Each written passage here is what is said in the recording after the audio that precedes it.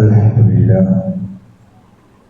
نحمده ونستعينه ونؤمن به ونتوكل عليه ونعوذ بالله من شرور أنفسنا ومن سيئات أعمالنا من يهده الله فلا مضل له ومن يضلله فلا هادي له وأشهد أن لا إله إلا الله وحده لا شريك له وأشهد أن محمدا عبده ورسوله أرسله بالهدى ودين الحق ليظهره على الدين كله ولو كره المشركون اللهم صل على محمد وعلى آل محمد كما صليت على إبراهيم وعلى آل إبراهيم إنك حميد مجيد اللهم بارك على محمد وعلى آل محمد كما باركت على إبراهيم وعلى آل إبراهيم إنك حميد مجيد أما بعد فإن خير الحديث كتاب الله وخير الهدي هدي محمد صلى الله عليه وسلم وشر الأمور محدثاتها وكل محدثة بدعة وكل بدعة ضلالة وكل ضلالة في النار أعوذ بالله من الشيطان الرجيم بسم الله الرحمن الرحيم يا أيها الذين آمنوا اتقوا الله حق تقاته ولا تموتن إلا وأنتم مسلمون أعوذ بالله من الشيطان الرجيم بسم الله الرحمن الرحيم بل تؤثرون الحياة الدنيا والآخرة خير وأبقى إن هذا لفي الصحف الأولى صحف إبراهيم وموسى ബഹുമാന്യരായ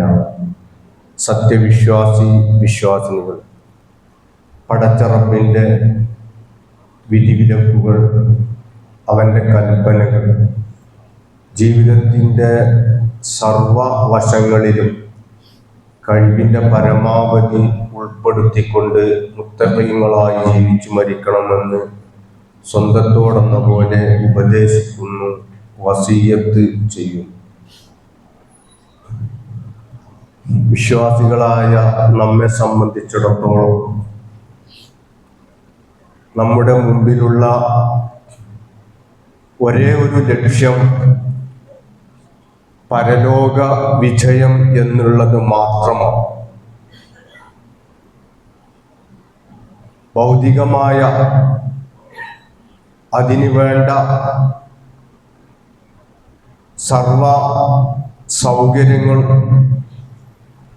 തയ്യാറാക്കുക എന്നുള്ളതാണ് നമ്മെ സംബന്ധിച്ചിടത്തോളം ഈ ഇഹലോക ജീവിതത്തിൻ്റെ ലക്ഷ്യം എന്ന് നമ്മൾ മനസ്സിലാക്കേണ്ടത്. ആ പരലോകം അത് സുഗമമാക്കിയെടുക്കാൻ നമ്മെ സംബന്ധിച്ചിടത്തോളം നമ്മുടെ ചില താല്പര്യങ്ങളോ ചില തോന്നലുകളോ അനുമാനങ്ങളോ അല്ല, മറിച്ച് വിശുദ്ധ ഖുർആനും തിരുസുന്നത്തും അത് പരിപൂർണമായ നിലക്ക് അതിനോട് എല്ലാ നിലക്കും നമ്മൾ അത് മനസ്സിലാക്കിയെടുക്കുക, മനസ്സ് അതിനോട് യോജിപ്പിക്കുക എന്നുള്ളതാണ്. പ്രവാചകൻ സല്ലല്ലാഹു അലൈഹി വസല്ലമയെ ആ നിലക്ക് നമ്മൾ മാതൃകയാക്കിയെങ്കിൽ മാത്രമേ ആ പരലോക ജീവിതം നമ്മെ സംബന്ധിച്ചിടത്തോളം ഹൈറ് ആവുകയുള്ളൂ. റബ്ബ് സുബ്ഹാനഹു വ തആല പറഞ്ഞതുപോലെ ബൽ തുഅ്സിറൂനൽ ഹയാത്തദ് ദുനിയ, ഇഹലോക ജീവിതത്തിന്, ദുനിയാവിലെ ജീവിതത്തിന് തുസിറൂന, അവർ പ്രാമുഖ്യം നൽകാം. എന്നാൽ അതല്ല, വൽ ആഖിറത്തു ഖൈറുൻ, ആഖിറത്താണ് ഖൈറായിട്ടുള്ളത്, വ അബ്ഖ, അതാണ് ബാക്കിയാകുന്നതും.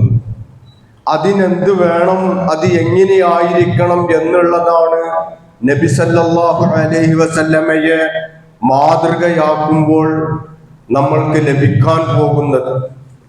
ഒരുപാട് പ്രവാചകന്മാരെ, കഴിഞ്ഞുപോയ എല്ലാ പ്രവാചകന്മാരും നമ്മെ സംബന്ധിച്ചിടത്തോളം നമുക്ക് മാതൃകാ പുരുഷന്മാരാണ്.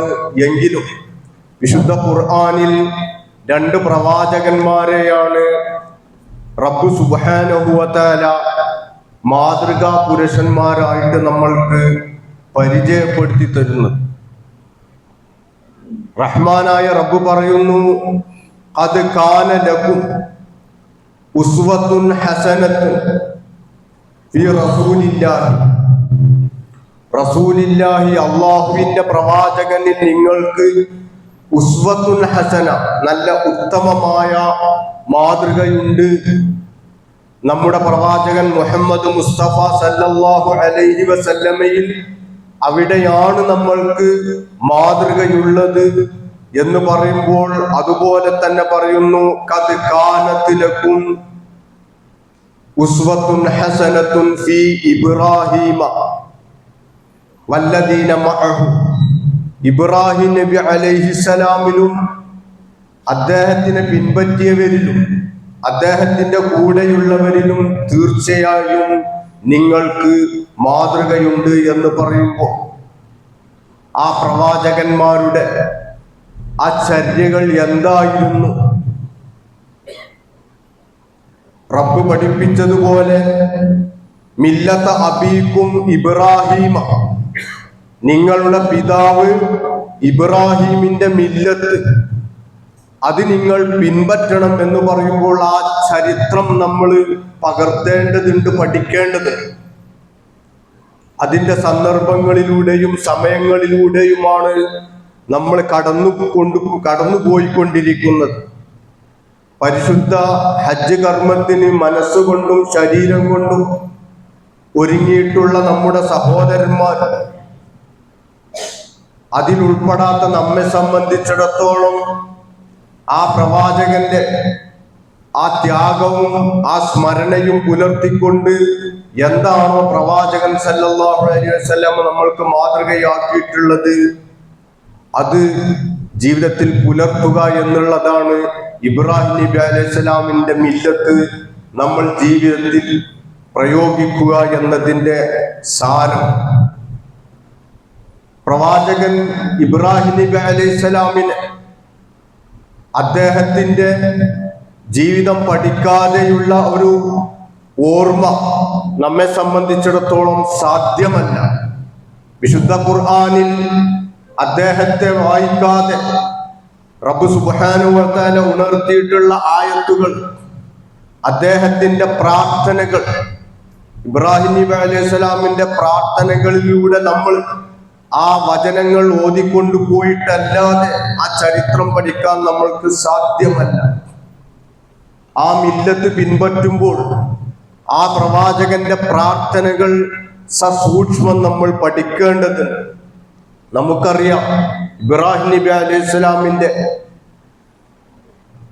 ആ ജീവിത കാലഘട്ടത്തിൽ, ആ ജീവിതത്തിന്റെ സായാഹ്ന കാലഘട്ടത്തിലാണ് അദ്ദേഹത്തിന് മക്കൾ ഉണ്ടായിട്ടുള്ളത്. ആ മക്കൾക്ക് വേണ്ടിയുള്ള ആ പ്രാർത്ഥന റബ്ബി ഹബിലി മിനസ് സ്വാലിഹീൻ, എനിക്കൊരു കുഞ്ഞിനെ തരണം എന്നുള്ളതല്ല, മറിച്ച് അത് സ്വാലിഹീങ്ങളിൽ ഉൾപ്പെട്ടതായിരിക്കണം. ഒരു സ്വാലിഹായ ഒരു സന്താനത്തെ നീ എനിക്ക് പ്രദാനം ചെയ്യണം എന്നുള്ള ആ ഒരു പ്രാർത്ഥന നമ്മെ സംബന്ധിച്ചിടത്തോളം അത്തരമൊരു പ്രാർത്ഥന അനിവാര്യമാണ്. നമ്മുടെ മക്കള് നമ്മൾക്കും നമ്മുടെ പരലോകത്തിനും നമ്മുടെ സമൂഹത്തിനും അത് ഉപകാരപ്പെടണമെങ്കിൽ ആ പ്രാർത്ഥനകൾ അത്തരത്തിലായിരിക്കേണ്ടതുണ്ട്. ഇനി നോക്കുക, മക്കൾ ലഭിച്ചപ്പോൾ ഇബ്രാഹിം നബി അലൈഹിസ്സലാമിന് ആ സന്തോഷാർത്ഥം അറിയിക്കപ്പെടുകയും മക്കൾ ലഭിക്കുകയും ചെയ്തപ്പോഴുള്ളവ ഇബ്രാഹിം നബി അലൈഹിസ്സലാമിന്റെ ആ പ്രാർത്ഥന, അൽഹംദുലില്ലാഹില്ലദി വഹബലി, അൽഹംദുലില്ലാഹ്, അല്ലാഹുവിന് സ്തുതി, വഹബലി, അവൻ എനിക്ക് പ്രദാനം ചെയ്തു. അല്ലാഹ് പ്രദാനം ചെയ്യുക. വല്ല കാരണം കൊണ്ടും ഏതെങ്കിലും നിലക്ക് ലഭിച്ചതല്ല, മറിച്ച് അത് അള്ളാഹുവിന്റെ ഒരു സമ്മാനം തന്നെയാണ്. അള്ളാഹ് ഉദ്ദേശിച്ചിട്ട്, അള്ളാഹ് വിചാരിച്ച്, അള്ളാഹ് തീരുമാനിച്ചത് തന്നെയാണ്. അങ്ങനെ അത് ലഭിക്കുകയുള്ളൂ. അതുകൊണ്ടാണ് വഹബ എന്ന ആ വാക്ക് അവിടെ പ്രയോഗിച്ചിട്ടുള്ളത്. വഹബലി, അള്ളാഹു എനിക്ക് പ്രദാനം ചെയ്തു. അള്ളാഹുവിന്റെ ഒരു പേര് കൂടിയാണ് വഹാബ് എന്നുള്ളത്. അതുകൊണ്ട് തന്നെ ആ വഹാബിന്റെ ആളുകളായിരിക്കുക, വഹാബികളായാലും ശരി, അത് മുറുകെ പിടിക്കുക എന്നുള്ളത് തന്നെയാണ്. വഹബലി അലൽ കിബരി, ഇബ്രാഹിം നബി ഓർക്കാണ്. ആ അലൽ കിബരി, ആ വാർദ്ധക്യത്തിന്റെ സമയത്ത്, ഒരിക്കലും പ്രതീക്ഷയില്ലാത്ത സമയത്ത് എനിക്ക് മക്കളെ തന്ന ഇസ്മായിലിനെയും ഇസ്ഹാക്കിനെയും എനിക്ക് പ്രദാനം ചെയ്ത റബ്ബ് സുബ്ഹാനഹു വ തആല, അൽഹംദുലില്ലാഹ്, സർവസ്തുതിയും അവനാണ്. എന്നിട്ട് ഇബ്രാഹിം നബി അലൈഹിസ്സലാം പറയുന്നു, ഇന്ന റബ്ബി ലസമീഉ ദുആ, എന്റെ രക്ഷിതാവ് പ്രാർത്ഥന കേൾക്കുന്നവനാണ്. ആ നന്ദിയുടെ ആ വാചകങ്ങളിൽ ആ റബ്ബിന്റെ കഴിവിനെ, അവന്റെ അസ്മാഉ സിഫാത്തുകളെ എടുത്തു പറഞ്ഞുകൊണ്ട് ഇബ്രാഹിം നബി അലൈഹിസ്സലാം പ്രാർത്ഥിക്കുകയാണ്. അതിന് ആ നന്ദി രേഖപ്പെടുത്തുക. ഇതുപോലെ തന്നെ ഇബ്രാഹിം നബി അലൈഹിസ്സലാമിന്റെ പ്രാർത്ഥനകൾ പിതാവുമായിട്ടുള്ള ആ തർക്കത്തിന്റെ ആ രംഗങ്ങളിൽ അവസാനം പിതാവിനോട് സലാം പറഞ്ഞ് ഇറങ്ങുകയാണ്. അങ്ങനെ പോകുമ്പോൾ ഇബ്രാഹിം നബി അലൈഹിസ്സലാം പറയുന്നുണ്ട്, സഅസ്തഗ്ഫിറു ലക, താങ്കൾക്ക് വേണ്ടി ഞാൻ പാപമോചനം തേടും. കാന റബ്ബി ഹഫിയ, എന്റെ രക്ഷിതാവ്, എന്റെ നാഥൻ കനിവുള്ളവനാണ്. റബ്ബിനെ സംബന്ധിച്ച് ഇബ്രാഹിം നബി അലൈഹിസ്സലാമിന്റെ ആ വാചകങ്ങൾ, ആ ബോധം, എന്റെ രക്ഷിതാവ് കനിവുള്ളവനാണ്. ഇബ്രാഹിം നബി അലൈഹിസ്സലാമിന്റെ പിതാവ് അദ്ദേഹത്തെ ആട്ടിയോടിക്കുകയാണ്. അർജുമന്നക ഫഹ്ജുർനി മലിയ, ഈ കാര്യത്തിൽ നിന്ന് താങ്കൾ പിന്തിരിഞ്ഞിട്ടില്ലെങ്കിൽ അർജുമന്നക, നിന്നെ ഞാൻ എറിഞ്ഞോടിക്കും. ഫഹ്ജുർനി മലിയ, എന്റെ അടുത്തുനിന്ന് വിദൂരത്തേക്ക് പോ. ഈ സമയത്ത് ഇബ്രാഹിം നബി അലൈഹിസ്സലാം, അഅ്തസിലുക്കും, ഞാൻ വിട്ടുപോവാണ്. നിങ്ങൾ ആരാധിക്കുന്നതിന്റെയും ഈ സംസ്കാരത്തെയും ഈ നിലപാടിനെയും ഒക്കെ ഒഴിവാക്കിക്കൊണ്ട് ഞാൻ വിട്ടുപോകാം. എന്താണ് ഇവിടെ നിന്നാൽ? അല്ലാ അകൂന ബിദുആഇ റബ്ബി ശഖിയ, എനിക്ക് പേടിണ്ട്, എന്റെ റബ്ബിനോട് നേരെ ചൊവ്വെ നല്ല നിലയ്ക്ക് ഞാൻ പ്രാർത്ഥിക്കാതിരിക്കുമോ, ആ കാര്യത്തിൽ പ്രാർത്ഥന ഇല്ലാത്തവനായിക്കൊണ്ട് ഞാൻ ഹതഭാഗ്യനായി പോകുമോ എന്ന് ഭയന്നതുകൊണ്ട് ഞാൻ ഇവിടം വിട്ട് പോകുകയാണ് എന്ന് ഇബ്രാഹിം നബി അലൈഹിസ്സലാം പറയാം. അപ്പൊ ആ റബ്ബിന്റെ എല്ലാ ഗുണഗണങ്ങളും എടുത്തിട്ടാണ് ഇബ്രാഹിം നബി അലൈഹിസ്സലാം പ്രാർത്ഥിക്കുന്നത്. ഇബ്രാഹിം നബി അലൈഹിസ്സലാമിന്റെ ആ പ്രാർത്ഥന മറ്റൊന്ന്, റബ്ബനാ വജഅൽനാ മുസ്ലിമൈനി ലക, പടച്ചവനെ, വജഅൽനാ മുസ്ലിമൈനി ലക, നിനക്ക് കീഴ്പ്പെടുന്നവരാക്കണം ഞങ്ങളെ. നമ്മളൊക്കെ ഇസ്ലാം മുസ്ലിം എന്ന പേരിൽ നമ്മൾ സ്വയം പ്രഖ്യാപിതരാണ്. ആരെങ്കിലും അതല്ല, അതിൽ ഉൾപ്പെടുക ഇല്ല എന്ന് പറഞ്ഞാൽ നമ്മുടെ പ്രകോപനവും നമ്മുടെ ദേഷ്യവും ആ പ്രകടനവും ഒക്കെ ആ സമയത്ത് വ്യക്തമാകും. പക്ഷെ ഇബ്രാഹിം നബി അലൈഹി സ്വലാം നമ്മൾക്ക് പഠിപ്പിച്ചു തരാം, അവര് നബിയാണ്. എന്താണ്? വജഅൽനാ മുസ്ലിമൈനി ലക, നിനക്ക് കീഴടങ്ങുന്നവരായിട്ട്, ആരുടെയെങ്കിലും മുമ്പിലോ എന്തെങ്കിലും കാര്യത്തിനോ ഏതെങ്കിലും സൗകര്യത്തിനോ വേണ്ടി മുസ്ലിമാണ് എന്ന് പ്രഖ്യാപിക്കുകയല്ല. നിന്റെ മുമ്പിൽ നിനക്ക് കീഴൊതുങ്ങിയവരാക്കണം ഞങ്ങളെ. മാത്രമല്ല ഇബ്രാഹിം നബി അലൈഹി സ്വലാം ഓരോ പ്രാർത്ഥനയിലും തന്റെ മക്കളെയും അതുപോലെ തന്നെ സമൂഹത്തെയും മറക്കുന്നില്ല. വമിൻ ദുർരിയത്തിന, എന്റെ സന്താനങ്ങളെ, എന്റെ ബാക്കിയുള്ള ആളുകളെ, മക്കളെയൊക്കെ ഉമ്മത്തം മുസ്ലിമത്തല്ല നിനക്ക് കീഴൊതുങ്ങുന്നവരാക്കണം. അപ്പൊ നമ്മൾ അള്ളാഹിനോട് ഇങ്ങനെ ആ പ്രാർത്ഥനയൊക്കെ, പടച്ചവന് മുസ്ലിമായി ജീവിക്കാൻ, മുസ്ലിമായി മരിക്കാനുള്ള ഒരു സന്ദർഭവും ഒരു അവസരവും അത് എപ്പോഴും എനിക്ക് ഉണ്ടായിരിക്കണം. മുസ്ലിമായി മരിക്കണം, മുസ്ലിമായി ജീവിക്കണം എന്നുള്ള ആ ഒരു പ്രാർത്ഥനയുടെ ഒരു നൈരന്തര്യം നമ്മുടെ ഒക്കെ ജീവിതത്തിൽ അനിവാര്യമാണ്. എന്നിട്ട് എന്താ പിന്നെ പറയുന്നത്? അരിനാ മനാസികന, ഞങ്ങളുടെ കർമ്മങ്ങളൊക്കെ, അതിന്റെ രൂപങ്ങളൊക്കെ ഞങ്ങൾക്കൊന്ന് കാണിച്ചു തരണം. എന്തെങ്കിലും ചെയ്യല്ല, നമ്മുടെ കർമ്മങ്ങളൊക്കെ നമ്മൾ ഏതൊരു പ്രവാചകനെയാണോ ആരെയാണോ അതിൽ നമ്മൾ മാതൃകയാക്കിയിട്ടുള്ളത്, അഥവാ അഷ്ഹദു അല്ലാ ഇലാഹ ഇല്ലല്ലാഹ് വ അഷ്ഹദു അന്ന മുഹമ്മദർ റസൂലുള്ളാഹ്, ആ ഷഹാദത്ത് കലിമ വ അഷ്ഹദു അന്ന മുഹമ്മദർ റസൂലുള്ളാഹ്, മുഹമ്മദ് നബി അദ്ദേഹം ദൂതനാണ് അള്ളാഹുവിന്റെ, അത് നമ്മൾ അംഗീകരിക്കുന്നുണ്ടെങ്കിൽ, പ്രഖ്യാപിക്കുന്നുണ്ടെങ്കിൽ, നമ്മുടെ ഓരോ കർമ്മങ്ങളിലും നമ്മുടെ ഓരോ മനാസിക്കുകളും ആ പ്രവാചകൻ സല്ലല്ലാഹു അലൈഹി വസല്ലമ പഠിപ്പിച്ചു തന്നതുപോലെ ആയിരിക്കണം. അതുകൊണ്ടാണ് പ്രവാചകൻ തന്റെ സഹാബികളോട് പറഞ്ഞത്, ഖുദൂ അന്നീ മനാസിക്കക്കും, ഹജ്ജിന്റെ രംഗത്തൊക്കെ നിങ്ങൾ എന്നിൽ നിന്ന് ഇതിന്റെ മനാസിക്കുകൾ നിങ്ങൾ സ്വീകരിക്കുക. സല്ലു കമാ റഅയ്തുമൂനി ഉസല്ലി, ഞാൻ എങ്ങനെയാണോ നമസ്കരിച്ചത്, അത് എങ്ങനെയാണോ നിങ്ങൾ കണ്ടിട്ടുള്ളത്, അതുപോലെ നിങ്ങൾ നമസ്കരിക്കുക. തോന്നിയതുപോലെയല്ല, നമ്മുടെ സൗകര്യത്തിനല്ല, അതിനൊക്കെ തന്നെ വലിയ പ്രാധാന്യമുണ്ട്. ഇബ്രാഹിം നബി അലൈഹി സ്വലാം അള്ളാഹുവിനോട് ആ മനാസികളൊക്കെ ഒന്ന് പഠിപ്പിച്ച് തരാൻ പറഞ്ഞതിൽ നിന്ന് ഇനി നമ്മൾ ഉൾക്കൊള്ളേണ്ടത് ആ അള്ളാഹുവിന്റെ കൽപ്പനകള്, അത് എങ്ങനെയാണ് പാലിക്കേണ്ടത്, പ്രവർത്തിക്കേണ്ടത് എന്ന് പ്രവാചകൻ എങ്ങനെയാണോ നമ്മൾക്ക് പഠിപ്പിച്ചു തന്നിട്ടുള്ള, പ്രവാചകൻ എങ്ങനെയാണോ സല്ലല്ലാഹു അലൈഹി വസല്ലം അത് ചെയ്തു കാണിച്ചിട്ടുള്ളത്, അതുപോലെ ആയിരിക്കണം.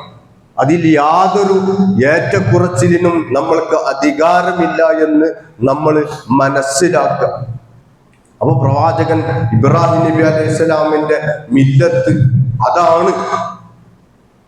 ആ മില്ലത്ത് പിൻപറ്റുക എന്ന് പറഞ്ഞാൽ അദ്ദേഹത്തിന്റെ ആ ഏകദൈവ വിശ്വാസ രംഗത്ത്, അതുപോലെ തന്നെ അതിൽ നേരിട്ടുള്ള ആ പരീക്ഷണങ്ങൾ, സമൂഹത്തിൽ നിന്നും അതുപോലെ തന്റെ പിതാവിൽ നിന്നും ആരുടെയും പിന്തുണയില്ലാതിരുന്നിട്ടും നമ്മൾ മനസ്സിലാക്കണം, വളരെ പ്രയാസകരമായ ആ സന്ദർഭത്തിലൊക്കെ തന്നെ അള്ളാഹുമായിട്ടുള്ള ആ ബന്ധം അത് ഒരിക്കലും ഇബ്രാഹിം നബി അലൈഹി സ്വലാമിൽ നിന്ന് അറ്റുപോയിട്ടില്ല. അദ്ദേഹത്തിന്റെ പ്രാർത്ഥനകൾ അതാണ് നമ്മൾക്ക് പഠിപ്പിച്ചു തരുന്നത്. ഇനിയോ ഇബ്രാഹിം നബി അലൈഹി സ്വലാം ജനിച്ചു വളർന്നത് തന്റെ പിതാവും അതുപോലെ തന്നെ തന്റെ ബന്ധുക്കളും ബന്ധപ്പെട്ടവരും ഒക്കെ തന്നെ ബിംബങ്ങൾ ഉണ്ടാക്കുകയും അതിന്റെ മുമ്പിൽ ഭജനമിരിക്കുന്നവരും അത് വിപണനം നടത്തുന്നവരും അങ്ങനെയുള്ള ഒരു പുരോഹിത കുടുംബത്തിലാണ് ഇബ്രാഹിം നബി അലൈഹി സ്വലാം ജനിച്ചിട്ടുള്ളത്. ആ ഇബ്രാഹിം നബി അലൈഹി സ്വലാം പ്രാർത്ഥിക്കുകയാണ്, വജുനുബിനി അൻ നഅ്മുദൽ അസ്നാം, ഈ ബിംബങ്ങളെ ആരാധിക്കുന്നതിൽ നിന്ന് എന്നെ അകറ്റി നിർത്തണം, വദുർരിയത്തി, എന്റെ മക്കളെയും. അവിടെയും ആ മക്കൾക്ക് വേണ്ടി പ്രാർത്ഥിക്കുക. ഇബ്രാഹിം നബി അലൈഹി സ്വലാം മറന്നിട്ടില്ല. നമ്മൾ ഒരു പ്രവാചകനാണ് പ്രാർത്ഥിക്കുന്നത്. ഒരു പ്രവാചകൻ എങ്ങനെ വീണ്ടും ഒരു ബിംബാരാധനയിലേക്ക് നീങ്ങും എന്ന് നമ്മെ സംബന്ധിച്ചിടത്തോളം നമുക്ക് സംശയമാണ്. പക്ഷേ മനുഷ്യനാണ്. അതിലുപരിയായിട്ട് നമ്മെ സംബന്ധിച്ചിടത്തോളം അത്തരം കാര്യങ്ങളെ സംബന്ധിച്ച് വളരെയധികം ജാഗ്രത പാലിക്കേണ്ടവരാണ് നമ്മൾ. നബി സല്ലല്ലാഹു അലൈഹി വസല്ലം പഠിപ്പിച്ചതുപോലെ ആ ഉറുമ്പ് വളരെ ഗോപ്യമായ രീതിയിൽ അരിച്ചു വരുന്നത് പോലെ ആ ശിർക്ക് നമ്മളിലേക്ക് കടന്നു വരുന്നതിനെ നിങ്ങൾ സൂക്ഷിക്കണമെന്ന് പഠിപ്പിച്ച മുഹമ്മദ് മുസ്തഫ സല്ലല്ലാഹു അലൈഹി വസല്ലം നമ്മൾ അല്ലാഹുവിനോട് ഈ സകല സമയത്തും നമ്മളെ എല്ലാ ആരാധനയും നമ്മൾ കൂടുതൽ പ്രാമുഖ്യം നൽകേണ്ട ഒന്നാണ് ആ ഈമാനിൽ എന്നെ ഉറപ്പിച്ചു നിർത്തണം എന്നുള്ള ആ പ്രാർത്ഥന. എൻ്റെ ഹൃദയത്തെയും എൻ്റെ കർമ്മങ്ങളെയും എല്ലാം തന്നെ ആ പ്രവാചകന്റെ ആ മാതൃക പോലെ ആ രൂപത്തിലായിരിക്കണം എന്നുള്ള ഒരു പ്രാർത്ഥന നമ്മളിൽ നിന്നൊക്കെ തന്നെ ഉണ്ടാകേണ്ടതുണ്ട്.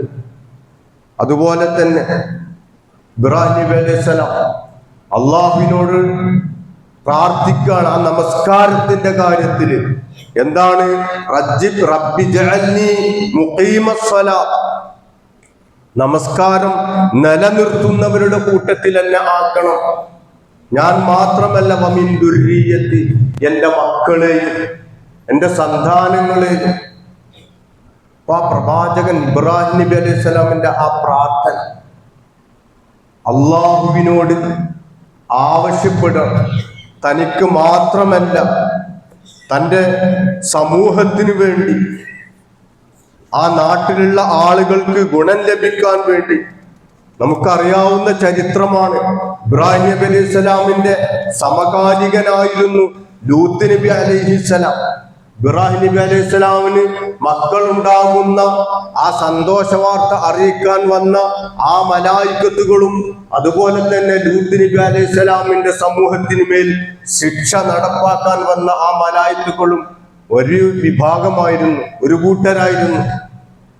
അവർ വന്നത് അറിഞ്ഞപ്പോ ഇബ്രാഹിം നബി അലൈഹി സ്വലാം ലൂത്ത് നബി അലൈഹി സ്വലാമിന്റെ സമൂഹത്തെ ശിക്ഷിക്കുന്നതിനെ സംബന്ധിച്ച്, ആ ശിക്ഷയെ സംബന്ധിച്ച് അറിഞ്ഞപ്പം അവർക്കൊരിക്കൽ കൂടി അവർക്കൊന്ന് മാപ്പ് കൊടുത്തുകൂടെ, ഒന്ന് ഒഴിവാക്കിക്കൂടെ?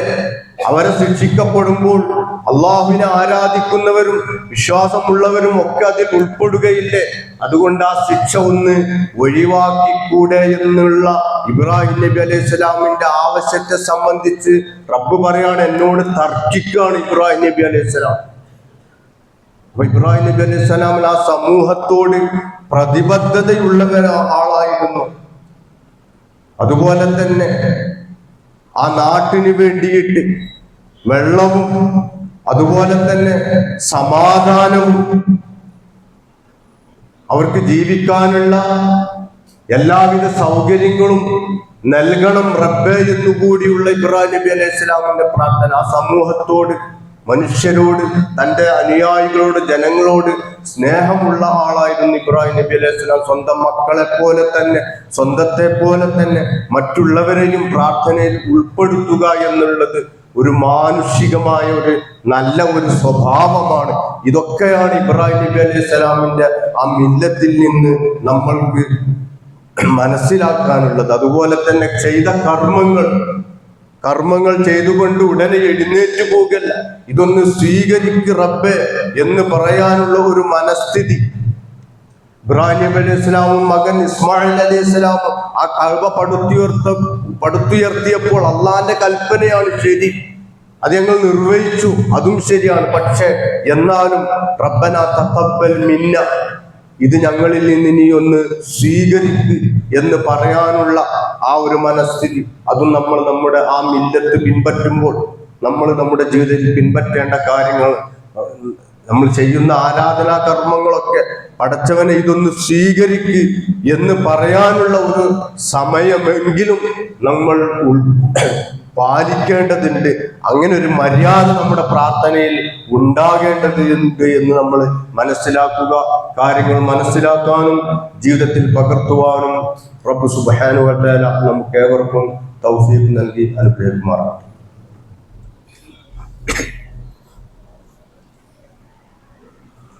അൽഹംദുലില്ലാഹ് الذي هدانا لهذا وما كنا لنهتدي لولا أن هدانا الله اتقوا الله عباد الله اوصيكم ثانيا بتقوى الله. അള്ളാഹുവിനെ സൂക്ഷിച്ച് ജീവിക്കണമെന്ന് ഒരിക്കൽ കൂടി നമ്മെ സംബന്ധിച്ചിടത്തോളം ഒരു ആഘോഷത്തിനെ വരവേൽക്കാൻ വേണ്ടി കാത്തിരിക്കുകയാണ്. നമ്മെ സംബന്ധിച്ചിടത്തോളം രണ്ട് ആഘോഷങ്ങൾ എന്നുള്ളത് കേവലം ആഹ്ലാദിക്കാനോ ആർമാദിക്കാനോ മാത്രമുള്ളതല്ല, മറിച്ച് അതൊക്കെ ഒരു ഇബാദത്ത് ആണ് എന്നുള്ളതാണ് മറ്റ് ആഘോഷങ്ങളിൽ നിന്നും അതിനെ വ്യതിരിക്തമാക്കുന്നത്.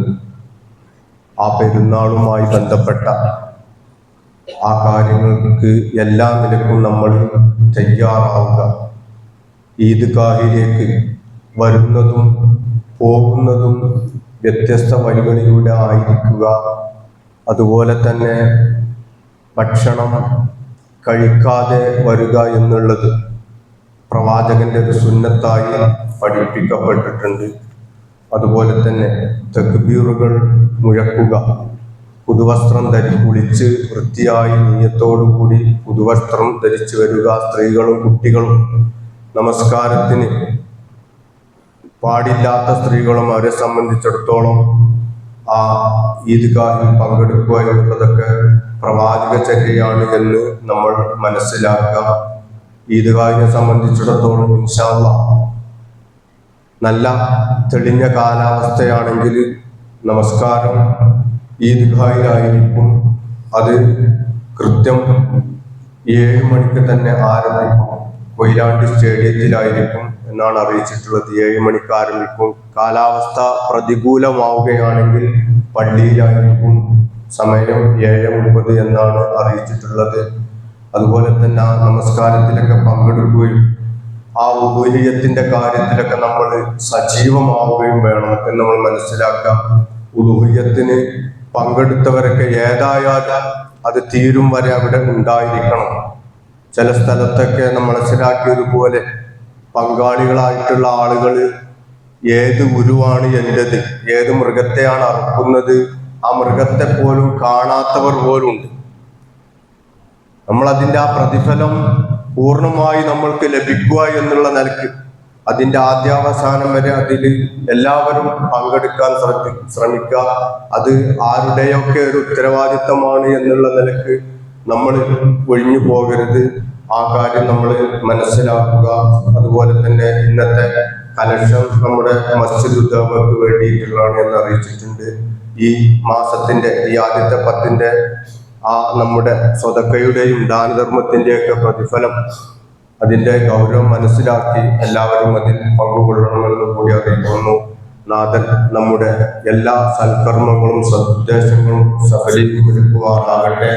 നാഥ, ഞങ്ങളിൽ നിന്ന് വന്നു പോയിട്ടുള്ള ചെറുതും വലുതുമായ എല്ലാ തെറ്റുകുറ്റങ്ങളും നീ ഞങ്ങൾക്ക് വിട്ടുപുറത്ത് മാപ്പ് നൽകി അനുഗ്രഹിക്കണം റഹ്മാനെ.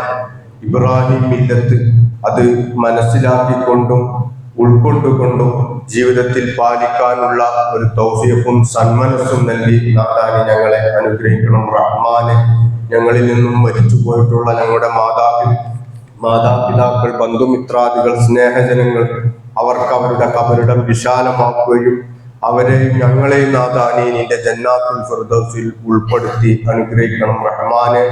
നമ്മളുമായിട്ടുള്ള ബന്ധപ്പെട്ട ഒരു സഹോദരി മരിച്ചു പോയിട്ടുണ്ട്. അവർക്ക് റബ്ബ് മഅ്ഫിറത്തും റഹ്മത്തും നൽകി അനുഗ്രഹിക്കുമാറാകട്ടെ. ഞങ്ങളുടെ മുമ്പിൽ നിന്റെ വിളിക്ക് ഉത്തരം നൽകിയിട്ടുള്ള ഞങ്ങളുമായിട്ടുള്ള എല്ലാ ബന്ധപ്പെട്ട ഞങ്ങളുടെ സഹോദരി, സ്നേഹജനങ്ങൾ, മാതാപിതാക്കൾ, ബന്ധുമിത്രാദികൾ, അവർക്കൊക്കെ നാഥാനെ അവരുടെ ഖബറിടം വിശാലമാക്കുകയും അവരെയും ഞങ്ങളെയും നാഥാനെ നിന്റെ ജന്നാത്തുൽ ഫിർദൗസിൽ ഉൾപ്പെടുത്തി അനുഗ്രഹിക്കണം റഹ്മാനെ. ജീവിതത്തിൽ സമാധാനവും സ്വസ്ഥതയും നൽകി അനുഗ്രഹിക്കണം റഹ്മാനെ. നീ ഞങ്ങളോട് കരുണ കാണിക്കണം റഹ്മാനെ. മുസ്ലിം എന്നുള്ള നിലക്ക്, അതിന്റെ നാമം പേറി എന്നുള്ള നിലക്ക് പ്രയാസം സഹിക്കുന്ന ഒരുപാട് ആളുകളുണ്ട്. അവർക്കൊക്കെ നാഥാനെ സമാധാനം നൽകി അനുഗ്രഹിക്കണം റഹ്മാനെ. അല്ലാഹുമ്മ ഇഗ്ഫിർ ലിൽ മുഅ്മിനീന വൽ മുഅ്മിനാത്ത് വൽ മുസ്ലിമീന വൽ മുസ്ലിമാത്ത് വഅഹ്യാഹും മിന്നാ വൽ അംവാത്ത് ഇന്നക മുജീബുദ് ദഅവതി വയാ ഖാദിയൽ ഹാജാത്ത്. اللهم أجرنا من النار، اللهم أجرنا من النار. ربنا تقبل منا إنك أنت السميع العليم وتب علينا إنك أنت التواب الرحيم. آمين آمين برحمتك يا أرحم الراحمين.